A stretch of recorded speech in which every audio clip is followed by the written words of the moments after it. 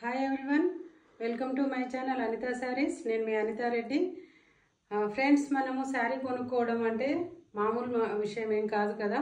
మనం కొంచెం టైం కేటాయించుకొని చాలా ఓపికతోటి మన కలర్కి సెట్ అవ్వాలి, మన బాడీకి మనకు మనసుకు నచ్చాలి, ఎంతో టైం కేటాయించి ఎన్నో ఆలోచించి మన సందర్భానికి తగ్గట్టు శారీస్ కొనుక్కుంటుంటాం.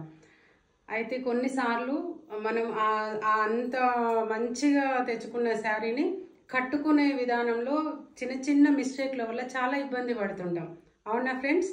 అయితే ఇప్పుడు నేను అలా ఇబ్బంది పడకుండా కొన్ని టిప్స్ చెప్తాను. చూడండి, మనము శారీ కట్టుకున్నప్పుడు అటు ఇటు తిరుగుతుంటే ఇది వచ్చేసి ఇలా వస్తుంది, ఈ సైడ్ మొత్తం ఓపెన్ అవుతుంది. అప్పుడు ఎంత భలే ఇబ్బందిగా అనిపిస్తుంది కదా.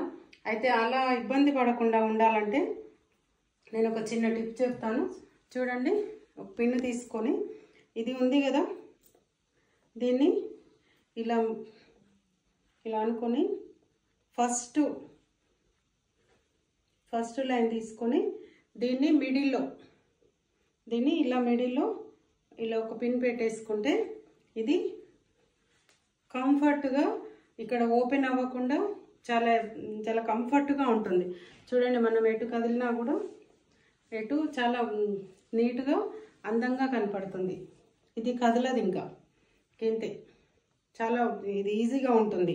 చూడండి ఫ్రెండ్స్, ఎంత కాస్ట్లీ చీర అయినా, ఎంత మంచి చీర అయినా, ఎంత అందమైన చీర అయినా మనము ఈ సింగిల్ పళ్ళు వేసుకున్నప్పుడు ఇలా వేసుకుంటే దాని లుక్కే ఉండదు, దానికి అసలు అందం అనేది కనపడదు. చూడండి, ఇది ఉందా, ఈ పళ్ళు ఉంది కదా, దీన్ని ఇలా షోల్డర్కి ఈక్వల్గా తీసుకోవాలి. తీసుకొని ఈ బార్డర్ వచ్చేసి ఇలా అరచేతిలో ఇలా పెట్టుకొని దీన్ని ఇలా నెమ్మదిగా ఇలా ఫోల్డ్ చేసుకోవాలి.